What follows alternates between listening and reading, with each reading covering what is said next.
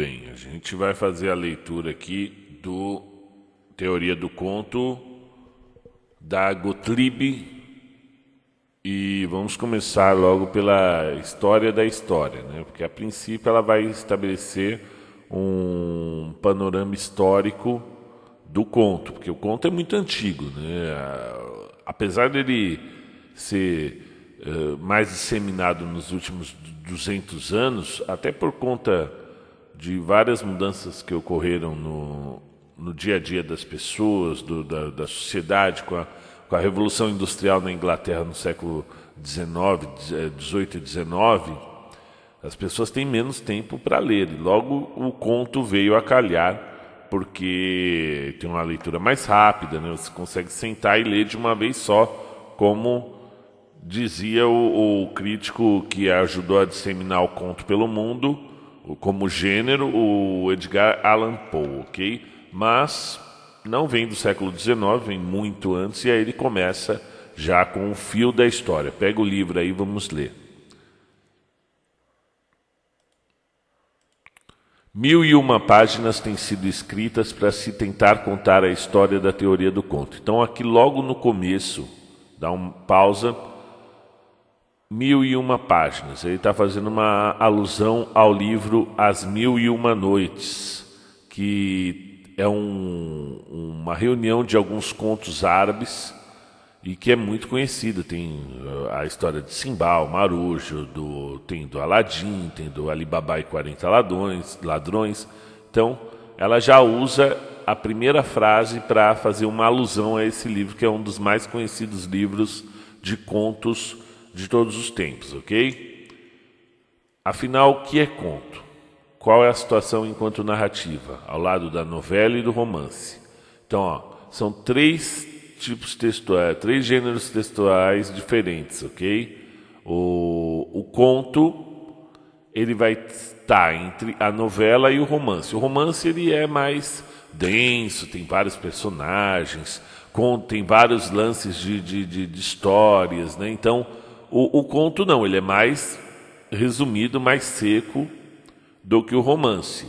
Ele tem apenas um arco de história, poucos personagens, né? E a gente vai no decorrer do livro traçar uma diferença entre o conto e a novela. A novela tem por volta de 100 páginas por aí, mas lembre-se, nunca vai ser o número de páginas que vai determinar se aquela história é um romance ou uma novela. Tem outros fatores também. Tem contos com 100 páginas. E tem novela com 100 páginas também. Mas como se conta a história, qual é a sinopse, quais são os arcos. Né? Os arcos são as tramas, né? Os problemas que vão ocorrendo no decorrer da trama, que vai indicar se é uma novela ou um romance, ou até o próprio autor mesmo fala, ok? Seus parentes mais extensos, né? Os parentes do romance, da novela, do conto e mais. Até que ponto esse caráter de extensão é válido para determinar sua especificidade? Então é isso que ela está falando aqui. O que é o caráter de extensão? Número de páginas, ok? Essas questões instigam outras, mas parece que a história é bem mais antiga que a necessidade de sua explicação. Aliás, sob o signo da convivência, a história sempre reuniu pessoas que contam e que ouvem, desde as sociedades primitivas, sacerdotes, seus discípulos, para a transmissão de mitos e ritos da tribo. Nos nossos tempos, em volta da mesa, à hora de refeições, pessoas trazem notícias, trocam ideias e contam casos, ou perto do fogão a lenha, ou simplesmente perto do fogo. Não foi perto desse foguinho meu que a personagem de Guimarães Rosa em Meu Tio o Iauarete, está no livro Essas Histórias, tem até aqui em casa, contou a sua história, a do caboclo que acaba vivendo isolado entre as onças e que, de matador de onça, virou onça. E o jaguareté, o totem da sua tribo indígena. Pessoal, vou fazer uma pausa aqui.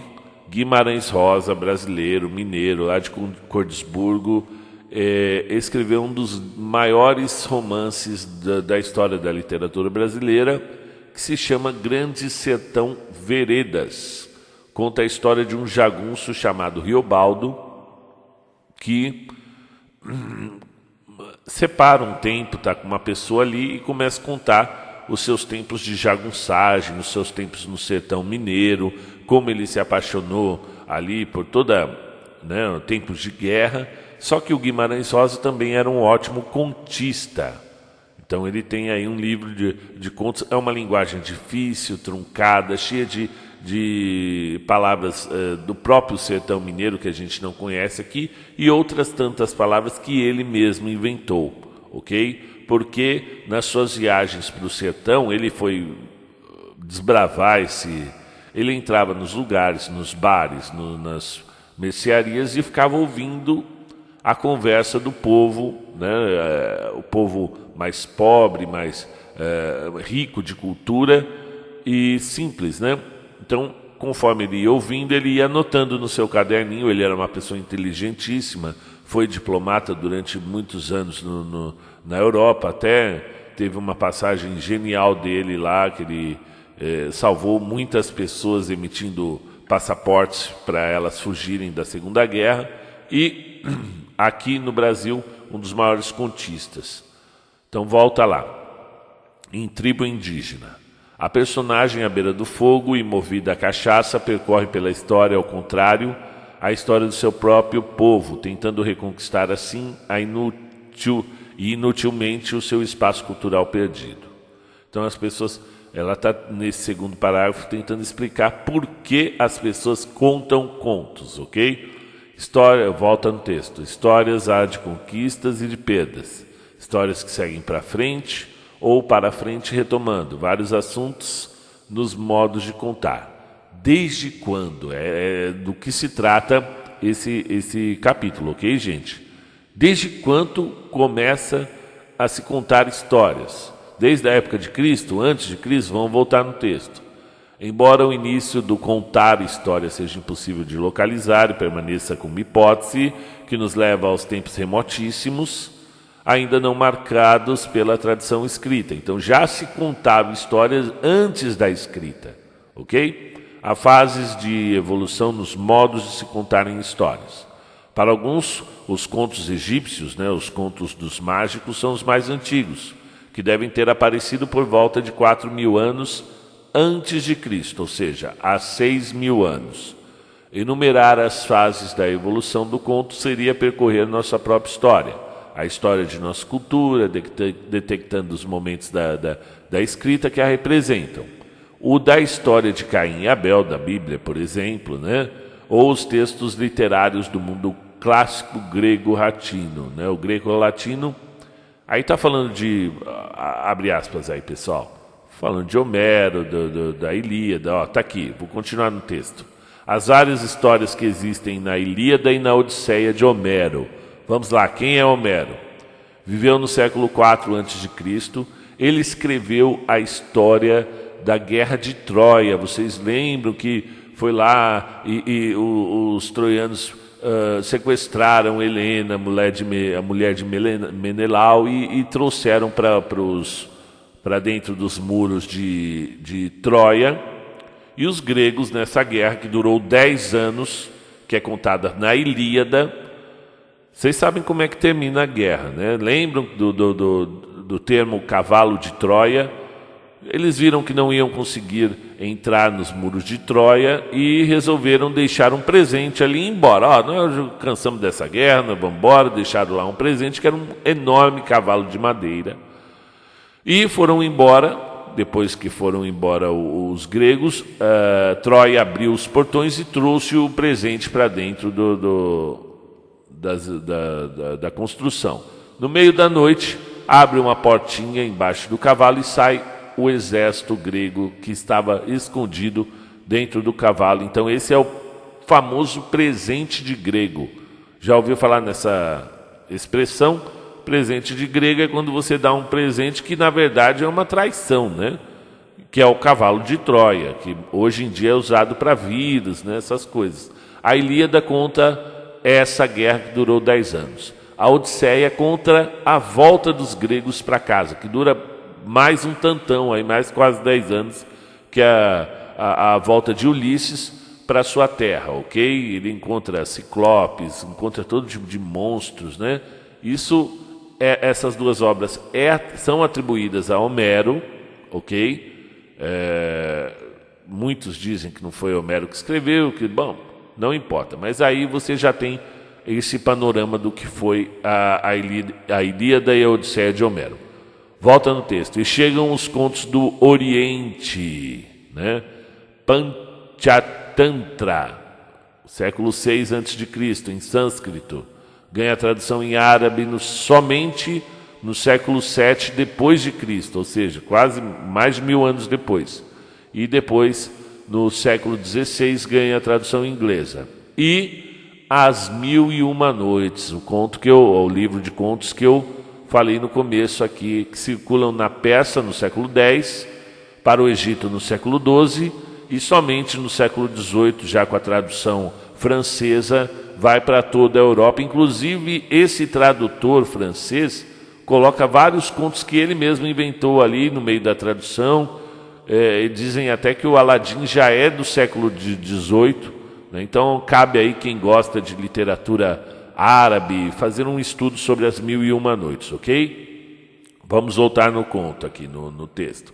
Como não nos determos um pouco aqui nesta coletânea de 1001 contos, mais uma alusão às 1001 noites, que vem resistindo ao tempo, pois estas 1001 histórias desenham do seu modo de organização o próprio curso da história, e nessas histórias que se seguiam noite após noite, contadas por Sherazade, que era a esposa do rei Shahriar. Vamos lá, vamos continuar aí.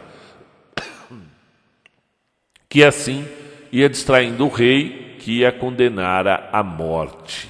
O plano do rei Shahriar era este: desposar uma virgem por noite, que morreria no dia seguinte, para que nenhuma pudesse repetir o ato de traição da sua primeira esposa, antiga esposa que o traiu. E aí o Shahriar ficou muito doido e todo dia ele casava com uma virgem diferente.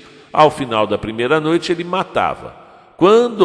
De volta ao texto, quando Sherazade conta as histórias ao rei, aguça-lhe a curiosidade. Ele quer continuar a ouvir a história na noite seguinte.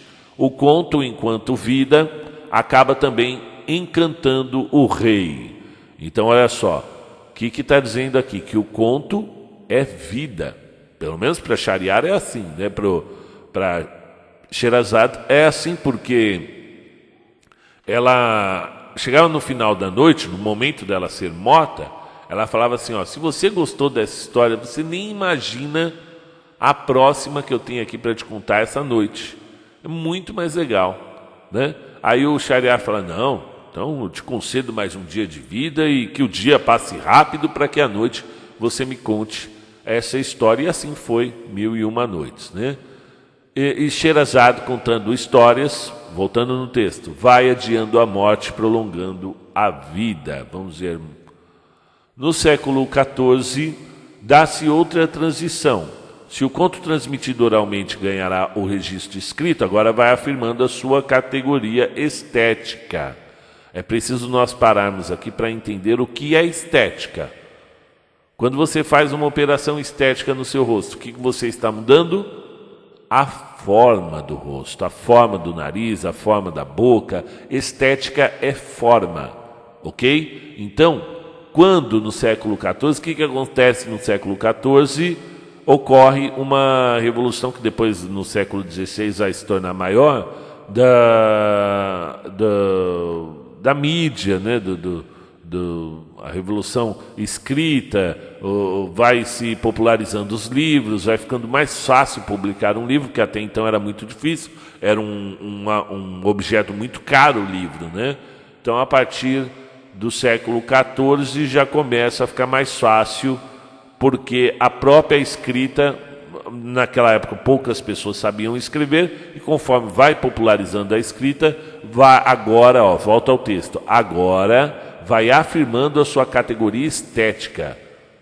Antes você, cada vez que contava a história, contava de um jeito diferente, não é verdade? A partir do momento que você começa a fazer o registro escrito, vai afirmando sua categoria estética, ou seja, vai havendo uma preocupação com a forma de se contar, porque você vai contar uma vez só agora, que é a forma escrita, né? Então, como que eu vou colocar no papel tudo isso, né? Volta no texto.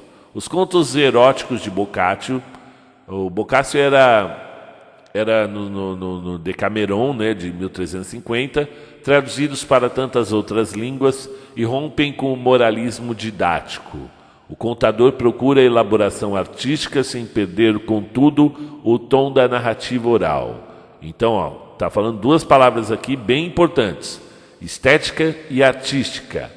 Você vai ter que pôr arte na palavra ali. Não é só contar uma história. Tem o ritmo, não é verdade? Quando você vai contar uma história, você fala, não, peraí, que está vindo melhor agora. Você imprime um ritmo, você imprime uma sonoridade, você imprime um léxico um número de palavras mais elaborado, não é verdade? Não é qualquer palavra que você vai... Se você colocar a palavra errada ali, perde todo o sabor do conto, né? Então há aí uma preocupação artística. Então volta para o texto. Sem perder, contudo, o tom da narrativa oral, e conserva o recurso das histórias de moldura. São todas unidas pelo fato de serem contadas por alguém a alguém. E os Canterbury Tales, né, dos Cantos da Cantuária, de 1386, de Chaucer, são contados numa estalagem por viajantes em peregrinação. Então lá, esses cantos da cantuária vocês vão ter que ler agora no primeiro semestre, do Chaucer, e é uma viagem longa. Os viajantes estão viajando de carroças, e conforme eles vão parando, né, eles param numa estalagem durante uma noite, cada um vai contando uma história diferente. Esse é o primeiro livro de contos da língua inglesa, e por isso é tão importante, e vocês vão ter que ler. Volta no texto. Posteriormente, o século XVI mostra o Heptameron, de 1558, de Marguerite de Navarre, e no século XVII surgem as novelas exemplares de Cervantes. Quem é Cervantes, gente? Miguel de Cervantes. Ele é um dos maiores escritores do mundo, o maior da língua inglesa, da língua espanhola. Ele escreveu nada mais, nada menos do que o Dom Quixote de la Mancha, que é o livro mais vendido na língua espanhola, um dos mais vendidos no mundo, e é aquela história de um senhor que deseja ser cavaleiro do reino, mas já estão em épocas onde as novelas de cavalaria já não estão mais na moda, e o Cervantes faz essa sátira a essas novelas, ok? Só que o que ele não imaginou, que essa sátira que ele estava fazendo se tornou um dos livros mais belos do mundo, né? Onde Dom Quixote, cego pelo seu amor à cavalaria, pega uma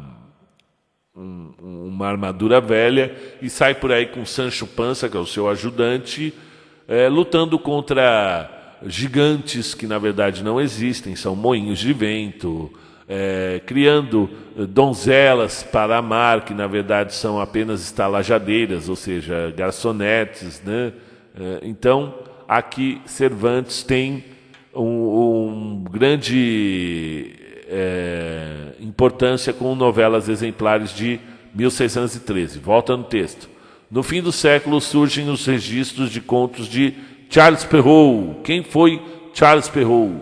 Né? Ele simplesmente é um dos maiores responsáveis pela literatura infanto-juvenil infantil. Ele escreveu Barba Azul, escreveu Chapeuzinho Vermelho, tantos outros, Cinderela. Então esses contos são muito importantes e foram escritos pelo francês Charles Perrault no Histoire ou Contes dos Tempos Passés. Eu não sei falar em francês, mas deve ser mais ou menos isso aí. Com o subtítulo de Contes de ma Mère Loy. Não consigo ler essa em francês. Conhecidos como Contos da Mãe Gansa. Se no século XVIII Exibium La Fontaine, um exímio a contar fábulas, no século XIX, o conto se desenvolve estimulado pelo apego à cultura medieval. Então vamos pensar aqui, para um pouco. Século XIX, são os anos de 1801 a 1900, ok? É uma época onde as cidades estão ficando muito grandes, o trabalho está ficando exasperante e tem uma corrente filosófica, tem uma corrente literária, uma escola literária presente nesse momento que se chama romantismo. E uma das características principais do romantismo é a fuga, e principalmente a fuga no tempo, para um momento onde, segundo esses poetas, a vida era melhor. Então eles encontram na cultura medieval, nas novelas de cavalaria, na ideia do cavaleiro que luta pelo reino, um espaço onde ele consegue encontrar felicidade ali na escrita. Então a cultura medieval é muito buscada no século XIX. Lembrando que a Idade Média medieval terminou por volta do século XIV, ok? 1300, 1400, no máximo 1400, já chegando em 1500 já é o Renascimento, já é o Humanismo. Então, em 1800, 400 anos depois, quase, há essa vontade do poeta de voltar às suas origens, às origens do seu povo, e a cultura medieval é encontrada, é igual hoje, tem muitas séries por aí contando a Idade Média, né? Tem o Game of Thrones, tem o Vikings, tem outras séries aí que lembra essa época medieval. Tem agora aquela lá o The Witcher, né? Então, nessa época de 1800 também rolava essa busca, ok? Então, vamos voltar ao texto aí. Né? O conto se desenvolve estimulado pelo apego à cultura medieval, pela pesquisa do popular e do folclórico e pela acentuada expansão da imprensa, ok? O que é imprensa aí? Você sabe que vem da palavra prensa. Você prensar o papel ali, né, na máquina para sair o texto, né, para sair o livro. Então, com a popularização dessas máquinas de prensar, que já vem desde do século XVI e se acentua na Revolução Industrial, permite, vou voltar ao texto aqui, permite a publicação dos contos nas inúmeras revistas e jornais.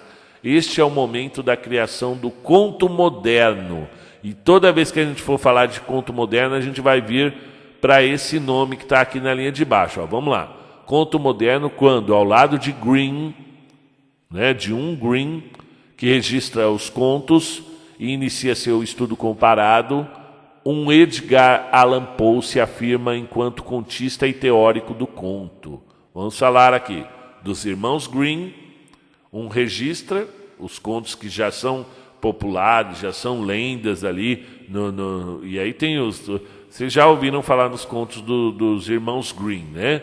E Edgar Allan Poe, que é um norte-americano que vai popularizar o conto no mundo inteiro, nos Estados Unidos também, né? Lá em Baltimore, né? E vamos lá, Edgar Allan Poe é um sujeito baixinho, com uma cara de louco, que conta histórias de terror, dentre elas o Gato Preto, tem a Morte Rubra, tem mais de 30 contos narrados aqui. Eu vou mandar um link com os contos que eu já narrei do Edgar Allan Poe. Tem o Barril de Amontilado, tem o Corvo, né, que é um dos poemas mais conhecidos do mundo. E os irmãos Green, não precisa nem apresentação, as grandes histórias aí de infantos juvenis, vocês já ouviram falar, inclusive na Disney, ou é do Charles Perrault ou dos irmãos Green. Continuando aí o texto. Portanto, enquanto a força do contar histórias se faz, permanecendo necessária e vigorosa através dos séculos, paralelamente uma outra história se monta. A que tenta explicar a história dessas histórias, problematizando a questão desse modo de narrar, um modo de narrar caracterizado em princípio pela própria natureza dessa narrativa, há de simplesmente contar histórias, ok? Vamos abrir aspas aqui, esse inábil problema de estética literária. Vamos lá falar da forma literária. Tais 1001 páginas referentes ao problema da teoria do conto poderiam se resumir em algumas direções teóricas marcantes. Há os que admitem uma teoria. Por quê, gente? E há outros que não admitem uma teoria específica. Porque cada vez fica mais difícil, a minha fala aqui, especificar o que é um conto e o que não é. Por isso que eu estava lendo aqui um artigo e estava falando que conto é o que se diz conto. Se está lá, isto aqui é um conto, então é um conto, ok? Por quê? Você tem contos aí que tem mais de 1000 páginas, como as 1001 Noites, e tem contos de 2 páginas. Então, precisa se atentar a isso. Vamos ver, volta no texto aqui. Isto quer dizer que uns pensam que a teoria do conto filia-se a uma teoria geral da narrativa, e isso tem razão. Como pensar o conto desvinculado de um conjunto maior de modos de narrar ou de representar a realidade. Como é que a gente vai fazer isso? Mas aí surgem diferenciações. Embora o sujeito às determinações gerais da narrativa, ou seja, ele precisa ter uma narrativa para ter um conto, precisa ter um narrador contando uma história, né? Volta no texto. Ele teria característica específica de gênero, tal como existem as características específicas do romance. E aí? Romance tem narrativa também, do teatro, do cinema, da novela de TV. Quais os limites da especificidade do conto enquanto um tipo determinado de narrativa? Está aí o problema desse livro. Qual é o limite da especificidade do conto? E mais ainda, o que faz com que os contos continuem sendo contos, apesar das mudanças que naturalmente foram experimentando no curso da história? Em que aspectos permanecem eles fiéis às suas origens? Então está aí o mote do livro. Essa é a dificuldade de se delimitar o que é um conto. Esta duplicidade de pontos de vista dos estudiosos acarretou, por exemplo, a divisão de tópicos de um livro já antológicos de ensaios sobre o conto. Então, está falando aí que foi essa dificuldade, que acabou saindo tanto livro sobre isso, What is Short History, do Current Garcia e do Patrick's. Seus organizadores selecionaram textos gerais da bibliografia teórica sobre o conto, divididos entre os que propõem definições e a procura da forma, e os que manifestam revolta contra as regras e definições prescritas.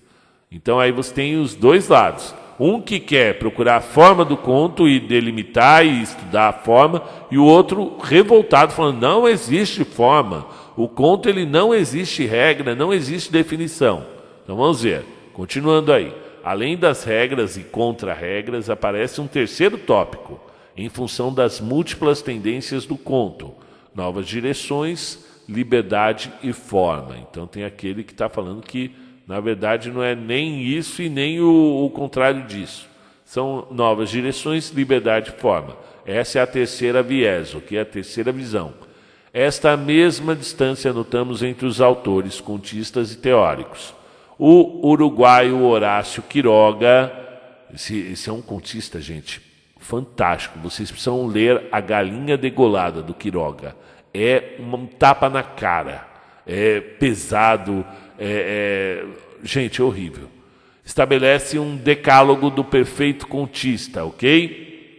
Ainda com muita ironia, apresenta normas de como se escrever um bom conto. Então, normas com ironia, dá uma olhada. E, consequentemente, postula o que um bom conto deve ter. Já para Mário de Andrade, Contos e Contistas, na obra, abre aspas, fala do Mário de Andrade. Mário de Andrade, gente, foi aquele que apresentou ali, estava envolvido na Semana da Arte Moderna de 22, andava com Oswald de Andrade, com a Tarsila do Amaral, com a Anita Malfatti, e era um grande escritor do Macunaíma, foi até proibido aí esses dias naquela lista de Roraima lá.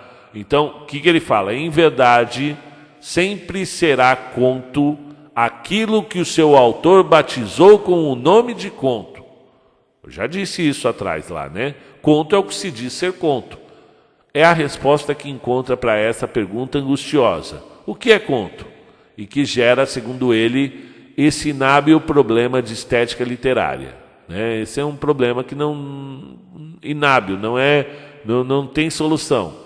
Volta no texto, de fato, torna-se angustioso o problema e inábil tentativa, ou seja, uma tentativa frustrada, responder a uma questão dessa natureza, principalmente quando se considera como Mário de Andrade, esse modernista, que bons contistas como Maupassant, Guy de Maupassant, francês, incrível, vocês devem ler Bola de Sebo, do Guy de Maupassant. E Machado de Assis, não preciso nem falar, o maior contista brasileiro de todos os tempos, encontraram a forma do conto.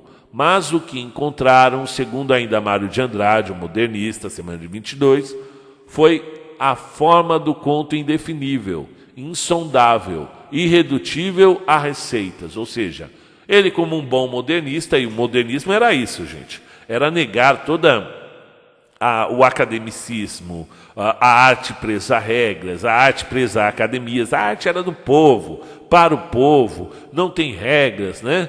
Então, principalmente nessa primeira parte do modernismo, a primeira fase, né, de 22 até 30, você vai encontrar isso, a recusa a receitas fechadas de literatura.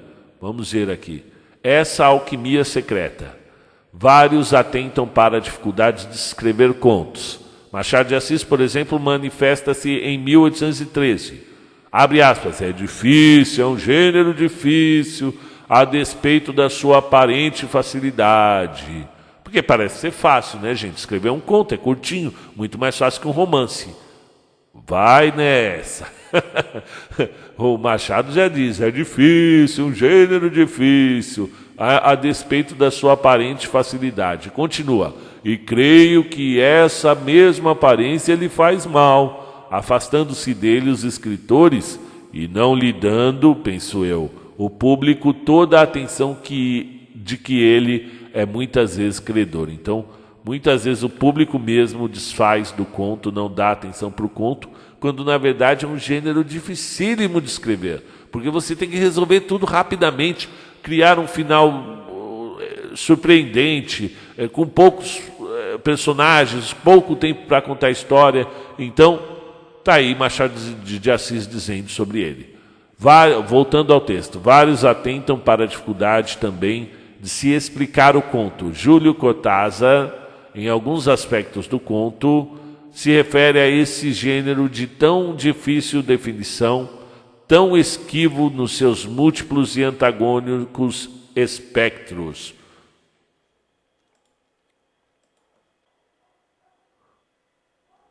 Então, Júlio Cortázar é um argentino, um dos maiores escritores argentinos, junto com Jorge Luis Borges, e eu narrei dele no canal o manuscrito achado num bolso e o magnífico, um dos mais conhecidos contos da história, você precisa ler, A Casa Tomada. Então digita lá Casa Tomada, conto, um conto, você vai ouvir, tem 20 minutos, é rapidinho, ok? Então tá aí, Júlio Cortázar, ele fala aí um gênero de tão difícil definição, volta lá no texto, tão esquivo, ou seja, você tenta igual o sabonete, você tenta pegar por aqui, ele sai por ali, você pega por aqui, nos seus múltiplos antagônicos aspectos, né? Porque, de um lado, abre aspas novamente, é preciso chegarmos a ter uma ideia viva do que é o conto. Isso torna-se difícil na medida em que as ideias tendem para o abstrato, para a desvitalização do conteúdo, ok? Então é muito abstrato. O que é o abstrato, gente? O que não é concreto, o que não dá para eu ver, tirar foto, desenhar, ok? São feitos de ideias, como a honestidade, a violência, o amor. Você consegue desenhar o amor sem usar outro substantivo? Então é uma ideia muito abstrata, ok? Então vamos ver aqui, continuando o texto, da teoria do conto, é aceitar uma luta, em que a força da teoria pode aniquilar a própria vida do conto. Vale a pena tentar, lembrando-nos de Cortázar. Vamos ver. Se não tivermos uma ideia viva do que é o conto, teremos perdido tempo, porque um conto, em última análise, se move nesse plano do homem, onde a vida e a expressão escrita dessa vida travam uma batalha fraternal, uma batalha de irmãos, se me for permitido o termo, e um resultado dessa batalha é o próprio conto, uma síntese viva, ao mesmo tempo de uma vida sintetizada, ou seja, resumida, algo assim como um tremor de água dentro de um cristal, uma fuga se dá numa permanência. Só com imagens se pode transmitir essa alquimia secreta que explica a profunda ressonância que um grande conto tem em nós e que explica também por que há tão poucos contos verdadeiramente grandes. Então, como é uma alquimia? A alquimia você...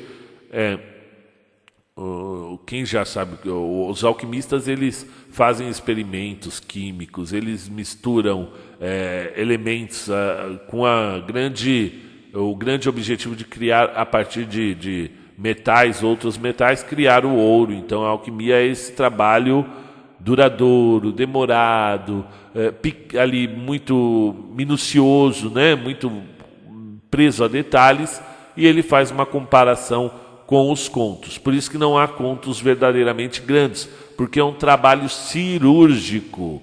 Você mexe ali com a pinça nas palavras, ok? Para realmente trazer essa água, tremor de água dentro de um cristal. É como se fosse um trabalho do ourives, né? O ourives é aquele que trabalha com as joias, né? Então, um trabalho minucioso. Tudo bem, capítulo 1? Vamos parar por aqui. Volto com o capítulo 2 depois, o conto, uma narrativa, ok?